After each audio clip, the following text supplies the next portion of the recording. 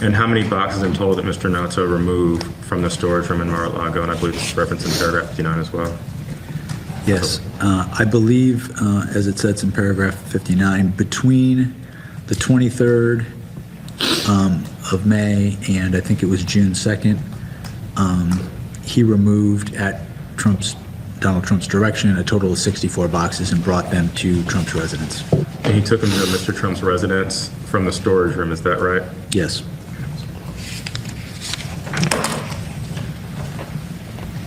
And just to confirm, Mr. Nato moved these boxes just a day after Mr. Trump met with his attorneys about responding to the grand jury subpoena, is that correct? Well, yes, he actually, the first day that is listed here is in paragraph 54, when he moved the first box, and then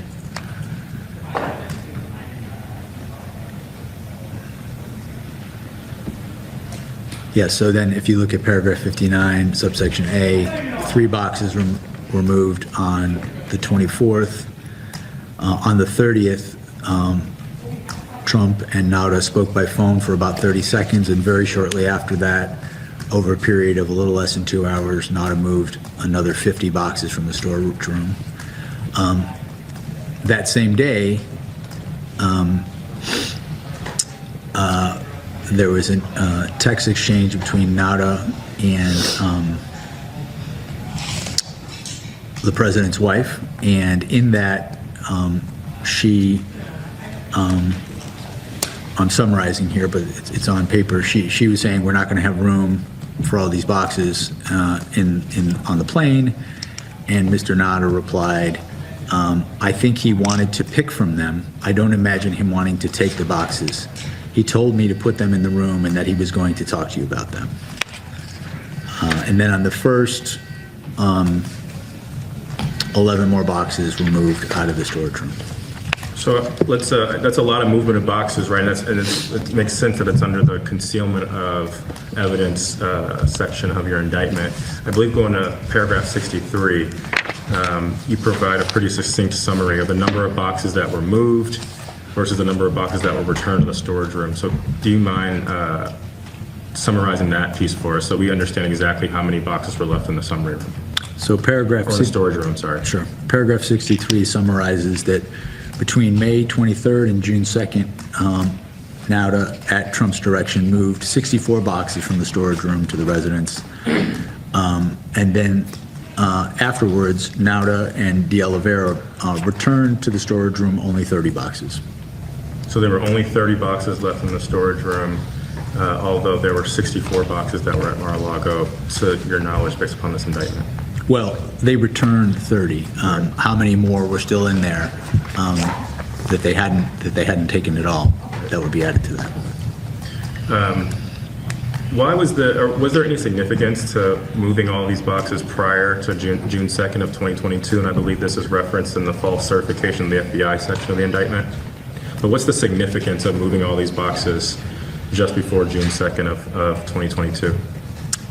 Because Donald Trump was on notice that his attorney was going to search that room, search for classified documents in that room, and in between the time he was put on notice of that and the time that he actually did that, at Donald Trump's direction, 64 boxes were taken out, but only 30 were returned. So how many boxes did Mr. Trump's attorney actually review when he returned to Mar-a-Lago for the review on June 2nd of 2022? And again, I believe this is in the false certification section of the indictment. Right. The attorney looked through all the boxes that were in the room and reviewed the contents of the boxes in the storage room, and he located 38 documents with classification markings that he took out and he put in a red roll folder, and that he then taped up. Did the evidence show in the indictment that Mr. Trump's attorney believed that he had reviewed the entire universe of documents at Mar-a-Lago?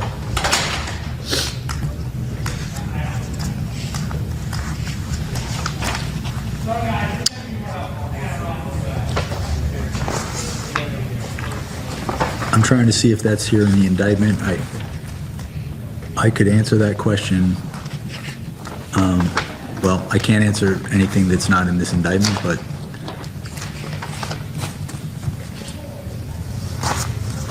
And just to make it clear for the record, why can't you answer anything that's not clear in this indictment? well, that issue, the question of whether he reviewed, in his view, all the boxes, if the answer to that would be within the final report, and again, I don't have a recollection one way or the other, unless there's another public filing about that. My understanding is I can't discuss issues like that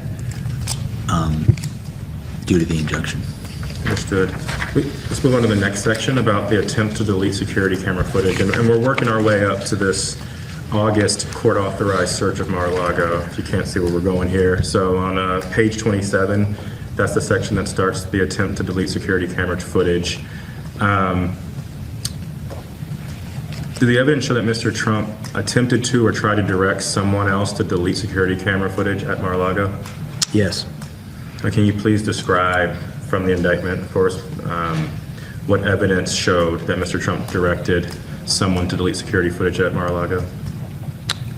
Well, just speaking to what's in the indictment, not anything outside it unless you direct me to public filing. It starts on paragraph 74 and it goes through paragraph 87. Is there any particular part you'd like me Yes, to so I'm going to address? start with June 22nd of 2022. It's paragraph 75. I believe the Department of Justice sent a message to an attorney for Mr. Trump's business organization that might have provided knowledge for him. What was emailed to an attorney for Mr. Trump's business organization that kind of started off this process? There was a draft grand jury subpoena for the production of security camera footage.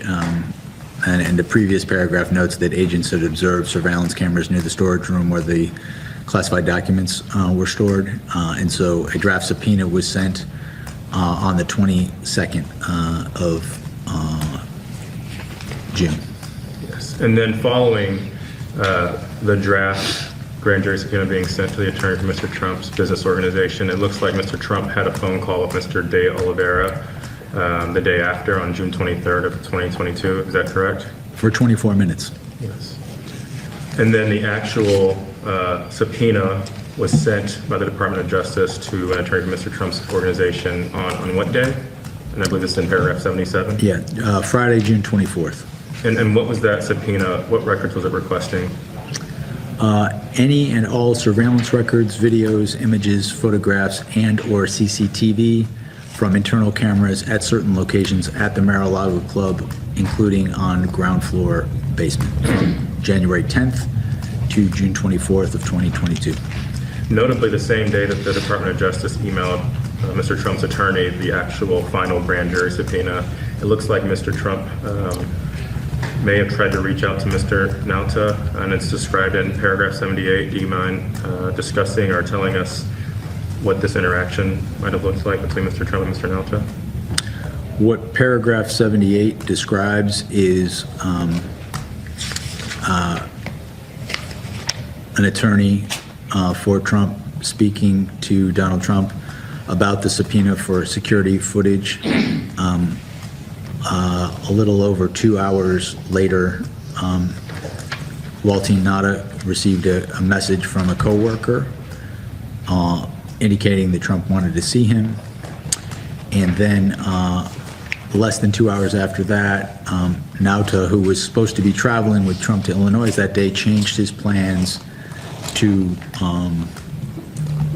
travel and began making arrangements to travel to Palm Beach instead of Illinois, where he was scheduled to be with Trump. So fast forward into paragraph 80, the same day, we're still on June 24th, right? So Mr. Nauta changes his travel plans, and then Mr. Nauta and Mr. De Oliveira, it looks like they reach out to a Trump employee. What position did the Trump employee have that Mr. Nauta and Mr. De Oliveira reached out to? This is in paragraph 80. Let's see. He was the director of information technology.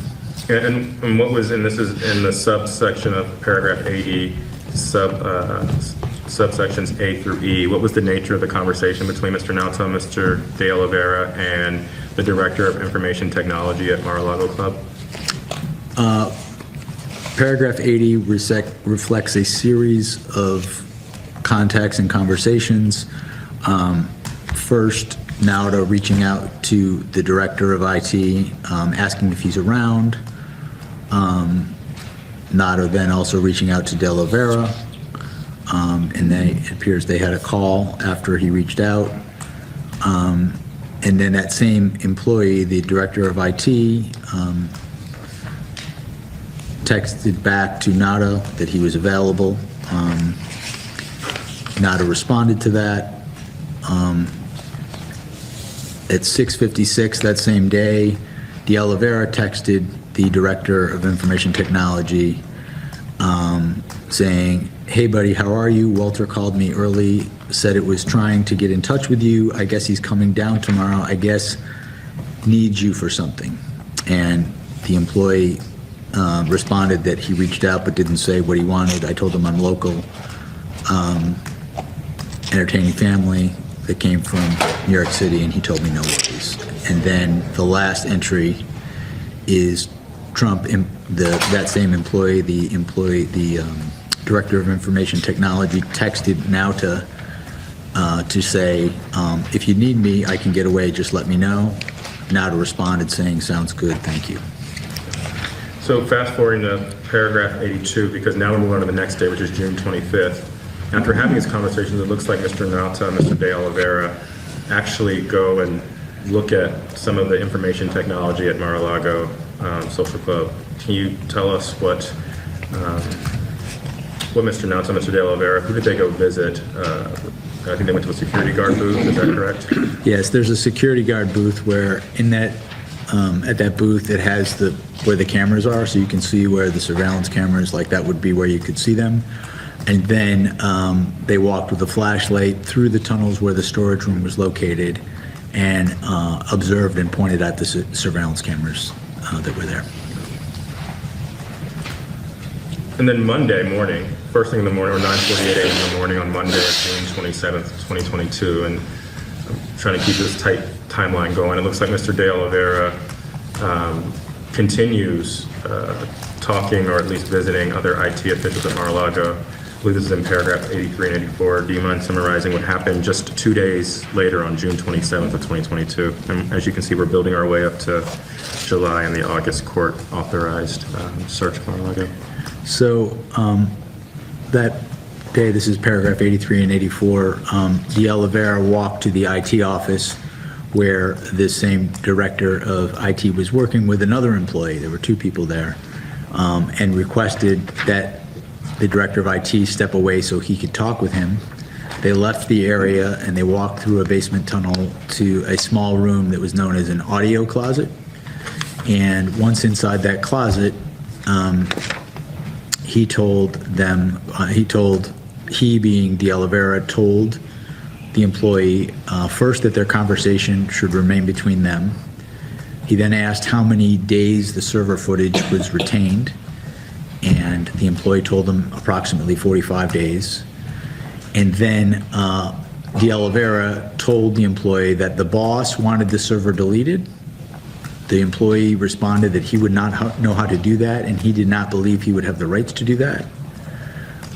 Trump employee, that same employee, told De Oliveira that De Oliveira would have to reach out to another employee who was a supervisor of security for Trump's business organization.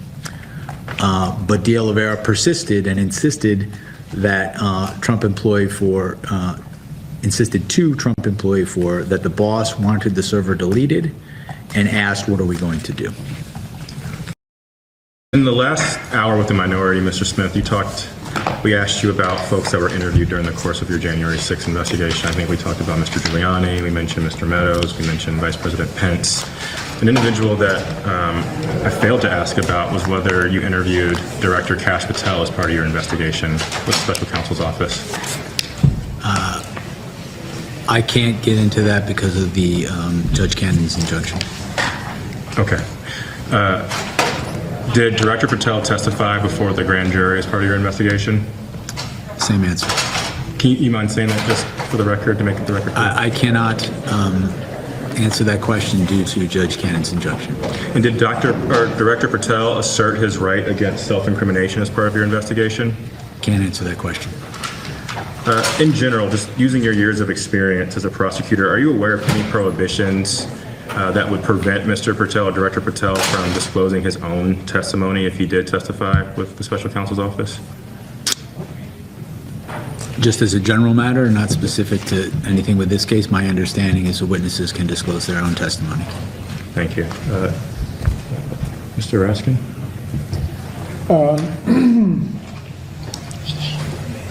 Mr. Smith, do you believe that the Supreme Court's decision on executive immunity constitutes an exoneration of President Trump's conduct in the months and weeks leading up to January 6th and on January 6th? No. Would you just explain that for us, why you don't see that as an exoneration for what he did? Sure. I understand the Supreme Court decision. If I just go back for a second, this was an issue we litigated in the district court. The district court agreed with us. We litigated it in the Court of Appeals. The Court of Appeals agreed with us. We litigated it in the Supreme Court. The Supreme Court majority did not agree with us. They took a view of executive power that was more expansive than what we argued. I disagreed with it for the reasons we set forth in our brief and the reasons stated by the dissent in the case, Justice Sotomayor, but it is the law of the land. And what my office sought to do in responding to that was to follow the law and see, do we still have a case? And I think the evidence that we had after that decision remained powerful. I talked earlier today about state officials who put allegiance to the country before party. Those officials from Arizona, Wisconsin, Michigan, Pennsylvania, all those. I'm sorry. Georgia. All those witnesses, right? All those witnesses would still be available to us. The heart of our case would still be available to us, and I think it's important to know that. Well, you know, our view was that he abused his authority in the Justice Department to effect as one way to effectuate this scheme. This was about him as a candidate trying to say he won an election he didn't win, and so having to frame this in that manner, obviously it limited some of the evidence. That's why we had to supersede the indictment. But I don't think it was an exoneration because I still believed that there was substantial evidence that would allow us to prove the case beyond reasonable doubt. Someone can be guilty of a crime in a factual sense, but still be immunized from prosecution, right?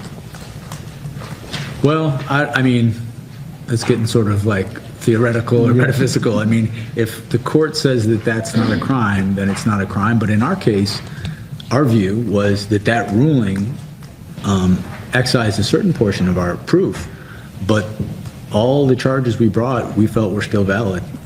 We felt we still had a lot of evidence to support those charges.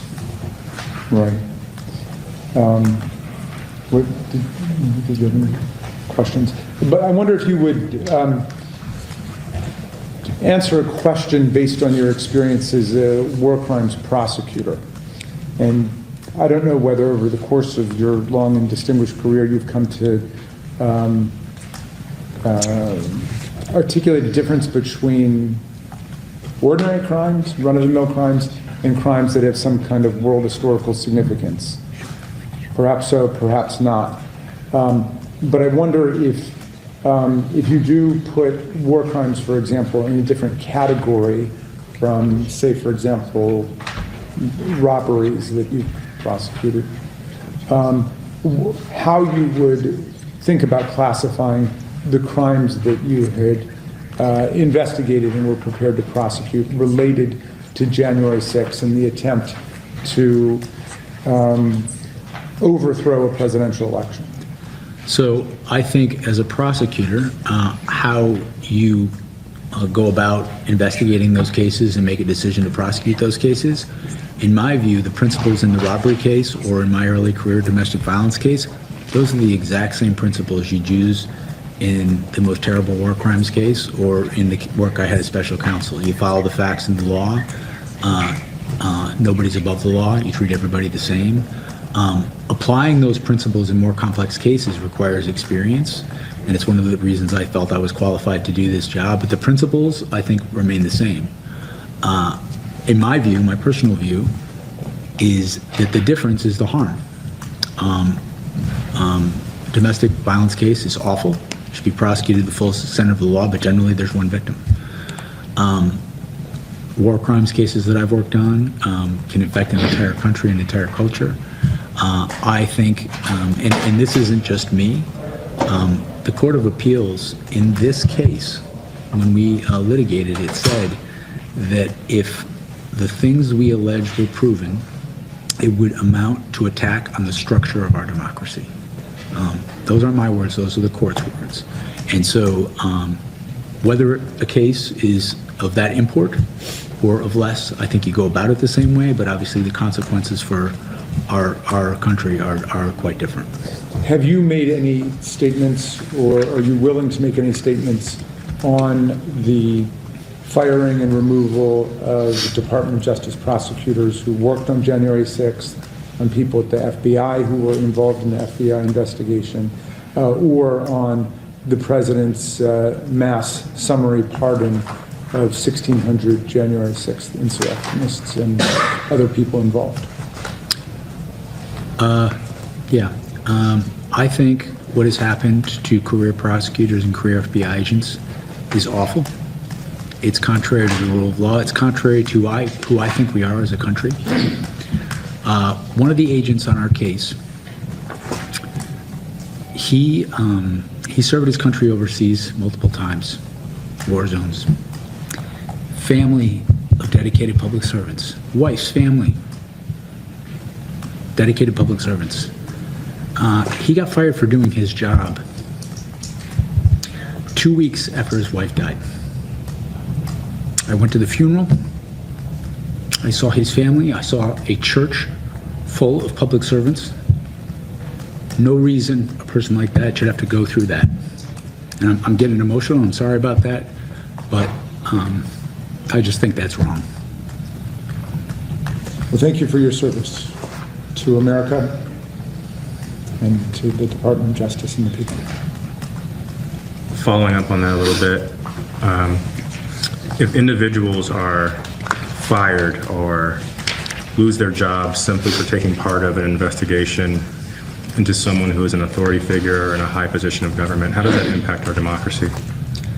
Well, if you take the position that you cannot work in the federal government unless you have a political allegiance to the president, I think there are many harms to that. Our country tried that in the past. It's called the patronage system. And what we learned in our history is, and this would be if it's a Democrat or Republican, would not matter.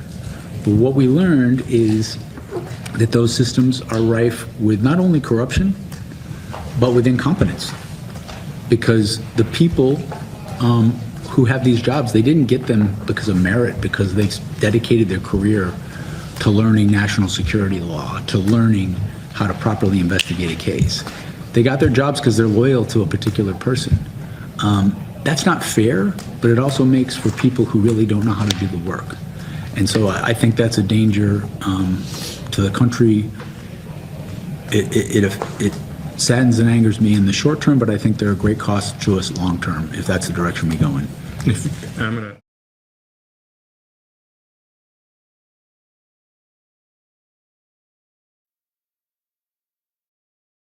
pull on that last bit of your answer, if you don't mind, the damage it could cause long term.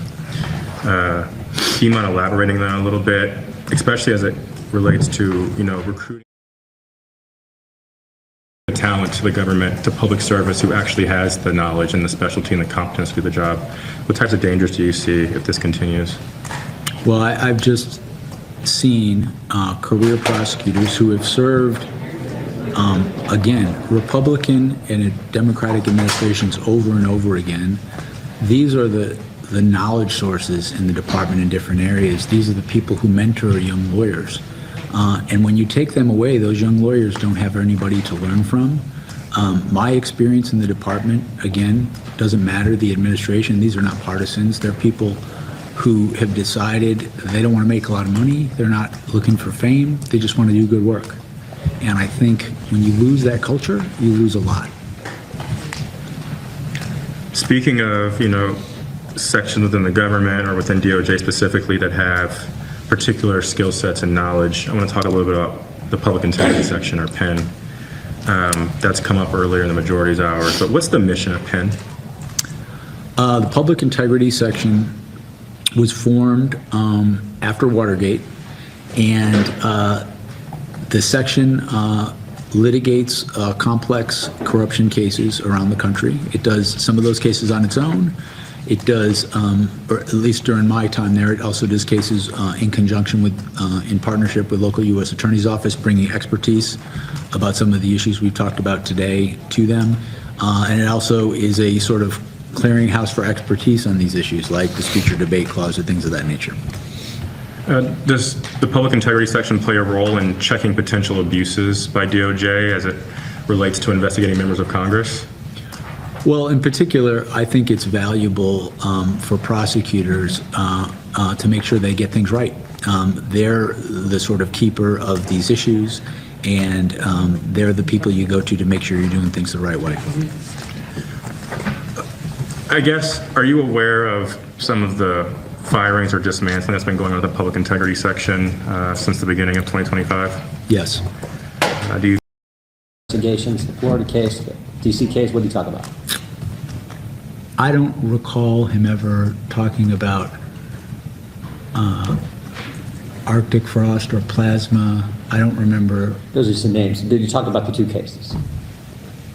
Yes, at some point it was not clear to me whether when he first, my recollection again, and it's not perfect, is it wasn't clear to me if it would be working on one case or the other or both. I'm not clear of how that first came up. Okay. And these conversations were before President Trump announced that he was running for president? Yes. Okay. And were they before the midterm elections in 22? When were the midterm elections? November. First Tuesday after the first Monday in November. I think I spoke to him both before that and after that. Okay. And then how did it go down at the end? Did you tell Mr. Miller, you know what, President Trump's announced, they may be considered, how did it go? Did you tell Mr. Miller, I'd be interested if there's an official special counsel, how did it go after President Trump announces? How'd that conversation go? My recollection of this is that I was asked if I would accept the position if it were offered to me, and that was before President Trump announced his candidacy.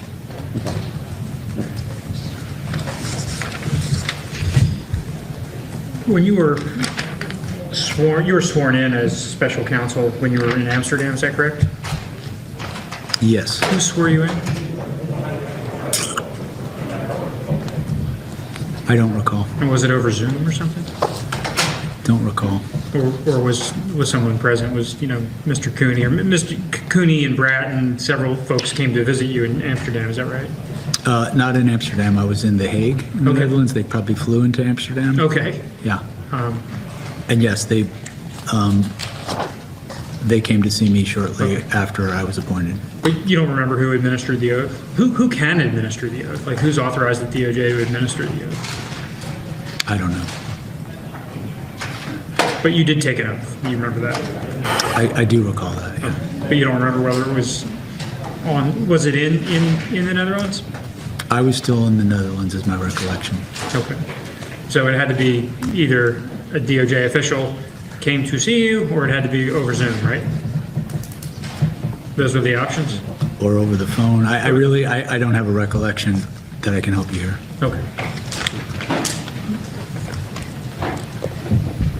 And do you know the total cost of your probe? I do not. Rough? Can you give a rough estimate? Or? Well, the the special counsel, our office, consistent with past special counsels, gives a public report of expenditures. And the last, I'm not sure if the last one that we covered, the last however many period of time was ever actually published. And so you'd have to add that into the total. So that's why I say I don't know. At the time, the last published report, I think it was at 20 million. Okay, I don't recall that. Whatever is in the public reporting on this would be accurate. Okay. The genesis of the alternate electors case started with the National Archives IG, is that your understanding? They first raised flags that they were receiving alternate electors to the Justice Department? That I believe would have been well before I was special counsel. Okay. And when you became special counsel, was that part of your, where did the alternate electors case stand, when you became the special counsel in November of 2022? So the fake elector scheme was part of what I was investigating, and it ultimately became part of the charges in the case. Okay. But where did it stand as of November 2022? Where did it stand? I think the people assigned to that investigation were investigating it. Exactly how many interviews they conducted, things of that nature, I can't recall as I sit here right now. Before you became the special counsel, there was an effort to get DOJ moving on this, and an individual named Amanda Vaughn, a prosecutor on J.P. Cooney's team, indicated that DOJ would not be pursuing the case. Were you aware of that? Was this when I was special counsel? This is before you became special counsel. I don't recall that. And so the question ultimately is it seems like the alternate electors matter, it seems like it was subject to a lot of starts and stops. And wanted to know whether, after you became the special counsel in November of 2022, were there any starts and stops, or was that a full speed ahead on that probe? That was a part of the case that we investigated from the time I started until the indictment. It ended up being one of the most powerful parts of the case. We had electors who were going to be witnesses. I referenced earlier a congressman from Pennsylvania who had said this was an attempt to overthrow the government. We had other electors who said, I was told that this would only be used if we won in litigation. And obviously that the record in our case showed that the co-conspirators were trying to use their elector votes despite that fact. And again, this goes to the point I made earlier. These are people who wanted to be electors for Donald Trump. They are not people who were opposed to him. They were not people who were from a different political party or enemies. And so the fact that we had elector witnesses like that who felt either they'd been misled or they felt that this whole effort was an attempt to overthrow the government, I thought that was pretty powerful evidence. And so we moved that part of the investigation forward with the rest of the case. Did your office coordinate with state officials? You mean interview state officials? No, coordinate, several other, state probes cropped up, in Arizona, in Fulton County, Georgia. And I'm wondering how you coordinated those efforts. I know that we got inquiries from state authorities. I'm aware of that. My recollection is that we did not share any evidence with them. And I don't think, my recollection is we did not get any evidence from them. We got it from, that is my recollection, that it was all or largely from public sources. Okay.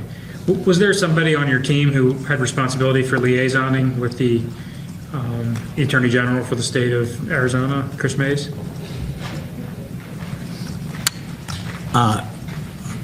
I don't believe so, but also the liaisoning, I don't think that my recollection is that there was not like an ongoing discussion. What I was thinking of, I know we got a letter, for example, from the Attorney General in New Mexico asking for information from us. I don't have a specific recollection as well as to other states. It may well be that we got other inquiries. So there was no proactive coordination? No. Okay, there was no proactive coordination, regular communications with Chris Mays' office in Arizona? I don't recall any regular communications, but I'm hesitating just because I don't recall, as I sit here, how many times they might have reached out to us or that sort of thing. Right. How about with the Fulton County DA's office with Fonnie Willis and Mr. Wade? Yeah, I've never had contact with either of those people. Okay, do you know if anyone on the special counsel team, on your team, had contact with them after you were appointed in November of 2022? I don't believe so. I will just say, though, that one of the things we were investigating was things that happened in Fulton County. Particularly, there was an election worker by the name of Ruby Freeman. Her